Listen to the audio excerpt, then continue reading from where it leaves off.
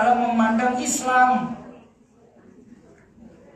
Islam itu agama aturan, bukan agama larangan. Bahkan dari bangun tidur sampai tidur kembali kita diatur dalam Islam. Dia apa nggih? Bangun tidur, alhamdulillahilladzi ahyana ba'dama amatana wa ilaihil nusyur. Begitu sudah melek sempurna, kita mau sholat subuh, wah sudah jam 4:30 kurang, masuk kamar mandi, Allahumma inni a'udzubika minal khubuthi wal khaba'is. Keluar kamar mandi sudah rapi, kita mau berpakaian, mau pakai kerudung, bismillahilladzi la ilaha illa huwa.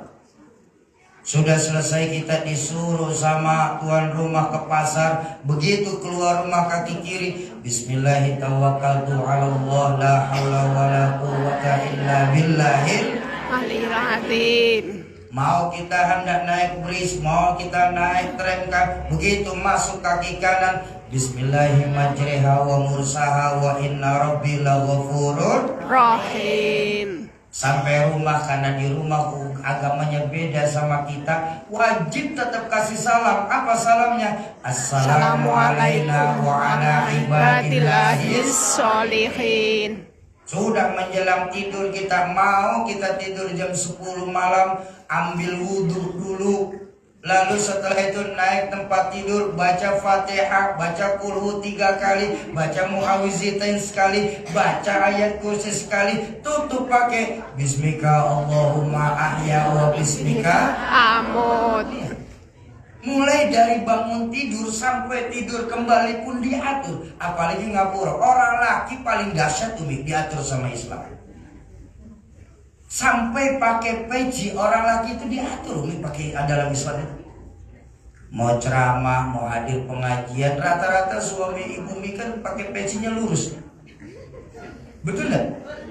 Kenapa? Supaya rapi, orang melihatnya senang, timbul mahabbah di antara kedua orang tersebut. Mahabbah itu langsung dari Allah, mendapatkan pahala. Tapi begitu masuk masjid Sin Samsui mau sholat berjamaah, angkat sedikit. Kenapa? Karena jidat bagian dari sujud. Akhir bulan bayar listrik, kakak belum ngirimin tagihan, miring. Belum dikirim, pusing bayarnya. Dagangan di rumah nggak habis-habis, begini udah.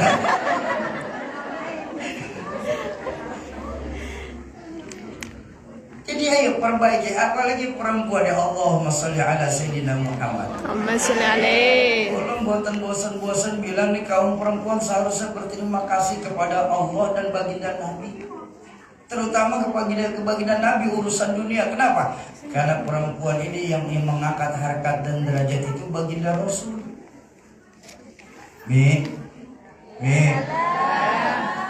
Dulu sebelum baginda Nabi hadir ke dunia, sebelum Rasulullah hadir ke dunia, Islam sempurna, nasib perempuan zaman dulu itu menyedihkan dan memilukan. Ini minta maaf. Perempuan sebelum ada Islam itu seolah-olah dilahirkan itu hanya untuk melahirkan. Cuma sebatas pemuas syahwat. Tugas perempuan dulu sebelum ada Islam cuma segitiga. Dapur sumur kasur, kasur sumur dapur, dapur kasur sumur. Nggak ada perempuan dulu jadi TKI. Ya memang belum mesin. Dan tidak boleh. Sudah gitu, harganya murah. Ayo buka cerita, baca sejarah. Tidak usah jauh-jauh kita sampai ke luar negeri. Di Jawa, raja-raja Jawa kita dulu, kalau ngumpulin selir sebelum ada Islam berapa? Puluhan, 10, 20, 40. Apa perempuan boleh protes saat itu? Nggak bisa perempuan bicara. Sekarang Umi kan enak, berkah dari baginda Nabi. Umi bisa kerja di Hong Kong ini. Betul. Mengangkat harkat dan derajat kaum perempuan.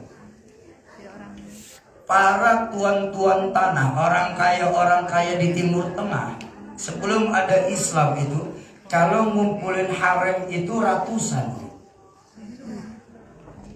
Enteng saja tuh. Yang paling dahsyat itu seorang kaisar terakhir dari dinasti Ming, yang dia bangun istana 1000 kamar di Forbidden City. Kenapa? Selirnya 1000. Ya Allah, raja kalau selir 1000, kapan dia pakai kolor? 1000 bro. Pikirin, jangan dibayangin ya. Heran teman banget ngebayangin sih. Sarungan aja.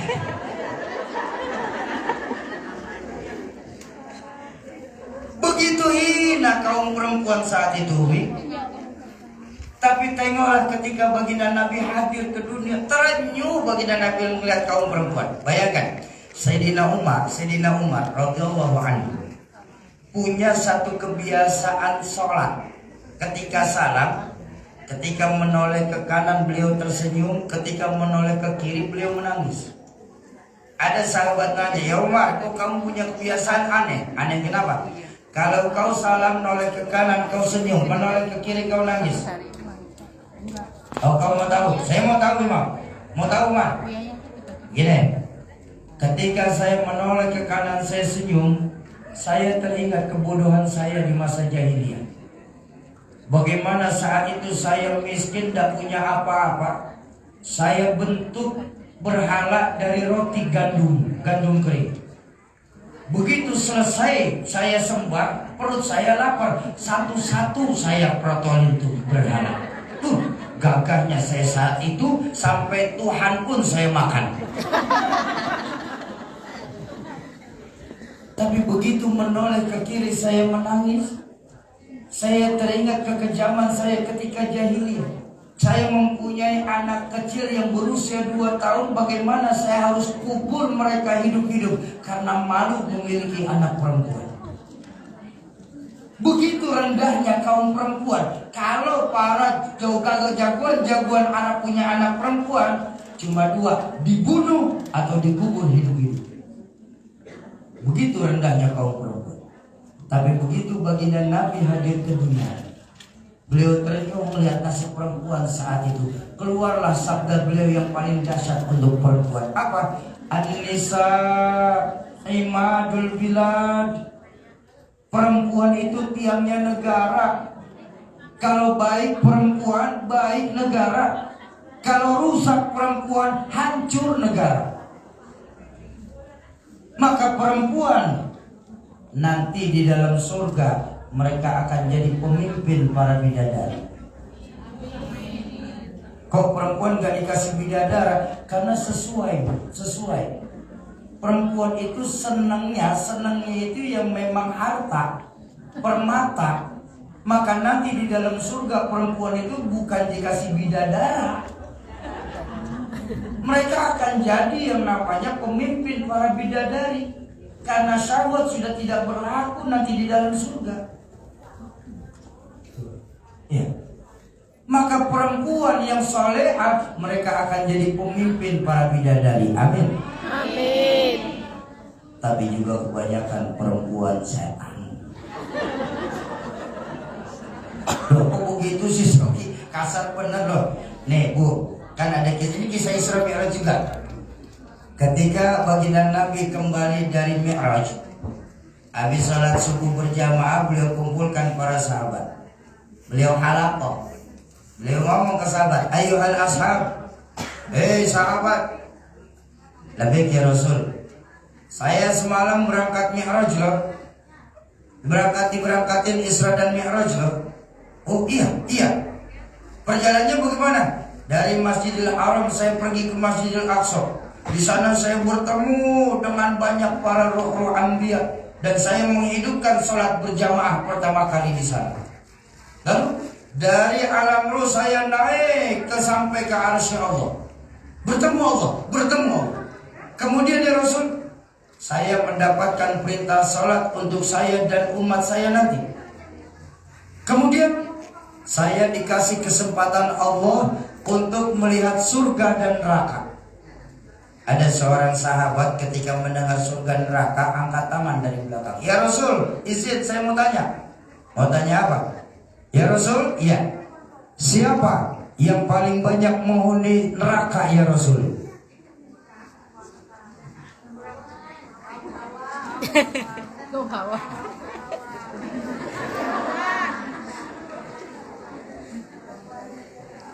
Amin ya Allah. Perempuan yang paling banyak menghuni neraka ya Rasul, itu yang saya lihat. Apa perempuan gak sholat? Sholat. Apa perempuan tersebut gak baca Quran? Baca Quran. Apa perempuan tersebut gak datang ke halaqah? Oh, rajinan perempuan halaqah daripada yang laki. Ya, lihat aja seragamnya.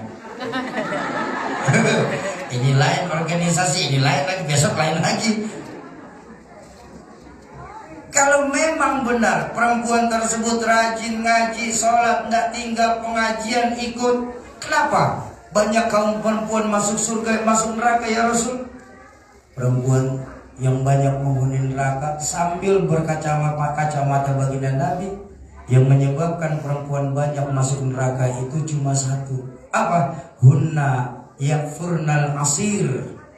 Karena perempuan tersebut kurang berterima kasih kepada suami.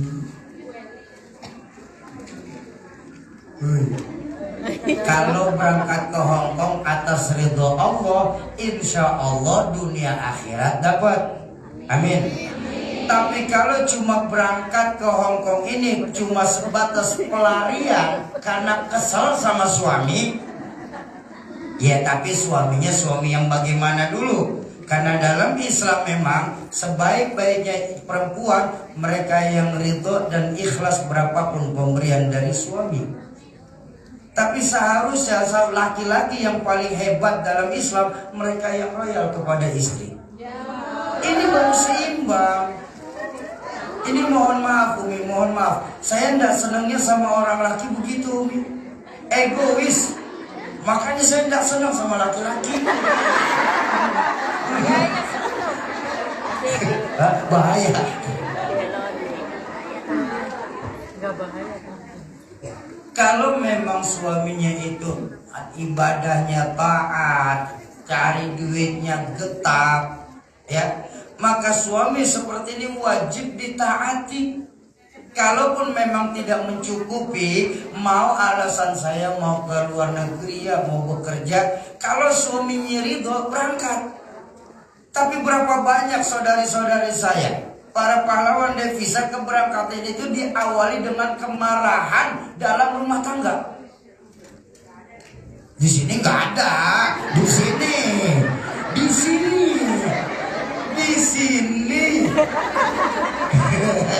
Nggak tahu di Victoria Park sana.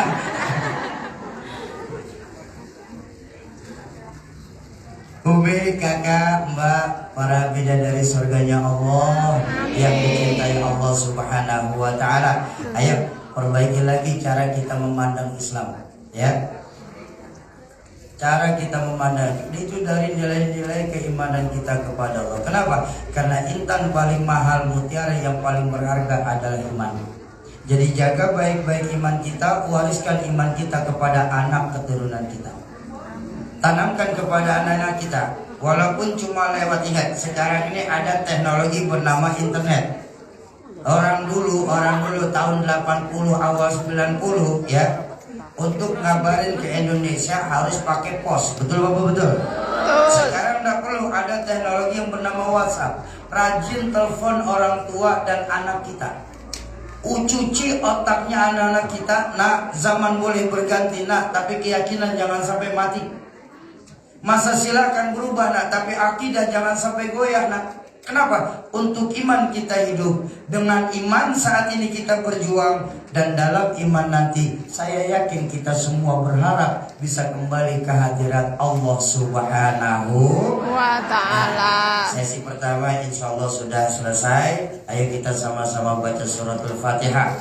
Kita tujukan suratul Fatihah ini untuk orang tua kita, guru-guru kita, keluarga, sahabat dan kerabat kita yang terlebih dahulu mendahulukan kita. Khusus manijtama'ahunna bisababihim kullu. Satul khas al-walid Ki Zainuddin MZ Umi Haji Siti Khadilah binti Haji Ayub. Semoga lewat keberkahan Fatihah Allah ampuni segala dosa beliau-beliau. Amin. Allah lapangkan alam kubur beliau-beliau. Amin. Allah jadikan alam kubur beliau-beliau sebagai taman dari taman surga. Amin. Yang kedua untuk kita semua, orang tua kita, guru-guru kita, keluarga, sahabat dan kerabat kita yang pada siang hari ini sedang kurang sehat. Semoga lewat keberkahan Fatihah yang kita bacakan, keberkahan majelis ilmu yang kita duduki, sebagai asbab Allah angkat segala penyakitnya. Amin. Allah sehatkan kembali jasmaninya. Amin. Allah kumpulkan lagi di tengah-tengah keluarga tanpa kurang satu apapun. Amin. Yang ketiga untuk kita semua. Ya. Yang ketiga, untuk kita semua yang duduk di majelis ilmu ini, semoga lewat keberkahan majelis ilmu ini yang sedang punya hajat, Allah percepat terkabul hajatnya. Amin. Allah gampangkan segala urusannya. Amin. Allah luaskan rezekinya. Amin. Allah mudahkan jalan usahanya. Amin. Allah jadikan anak keturunannya anak keturunan yang soleh dan soleha. Amin. Allah jadikan rumah tangganya rumah tangga yang sakinah mawaddah warahmah. Amin. Wa ala likulli niyatin salihah wa ila hadratin Nabi Mustafa. Al-Fatihah. A'udzu billahi minasyaitonir rajim. Bismillahirrahmanirrahim. Alhamdulillahirabbil alamin arrahmanir rahim maliki yaumiddin. Iyyaka na'budu wa iyyaka nasta'in. Ihdinas siratal mustaqim. Siratal ladzina an'amta 'alaihim ghairil maghdubi 'alaihim waladdallin. Yang ketiga terakhir, Umi, ini juga untuk kepentingan kita bersama. Sebentar lagi akan ada kotak infak yang keliling. Makanya saya mengajak dengan kerendah hati, mau ikut berinfak siang ini mau? Mau. 22 orang. Ini kan lebih dari 100. Mau ikut berinfak? Mau. Bawa duit? Berapa? Bercanda. Baik, jangan biasakan pergi pengajian nggak bawa duit. Yang bawa duit monggo silakan siapkan duitnya, yang kira-kira 5-10 dolar taruh dalam-dalam aja.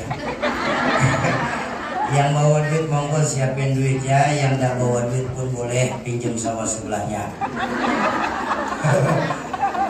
Kalau duit nggak bawa mau pinjam malu, handphone boleh, handphone taruh nggak apa-apa. Siap ya. Ya, kita salawatan mengambil keberkahan dari baginda Rasulullah Sallallahu Alaihi Wasallam. Allahumma salli wa sallim wa barik alaihi. Allahumma salli ala sayyidina Muhammad wa asili zalimin bizalimin. Allahumma salli ala sayyidina Muhammad wa asili zalimin bizalimin.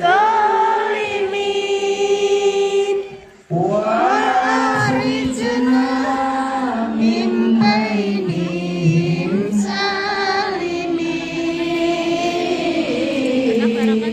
Wa ala alihi wa sahbihi ajma'in.